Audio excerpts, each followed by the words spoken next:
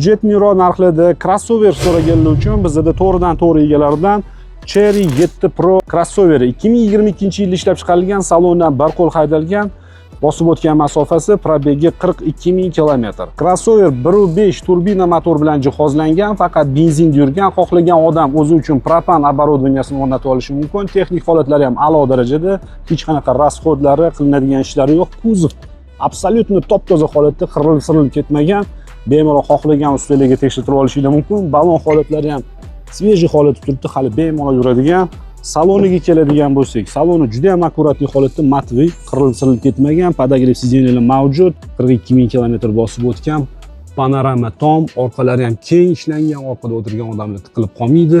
Rasxodi shahar ichida 10 litr atrofida benzin yoqadi. Bagajini ham ko'rishingiz mumkin, keng ishlangan bagaj holatlari. Xullas, olib haydashga tayyor, hech qanaqa ishi yo'q.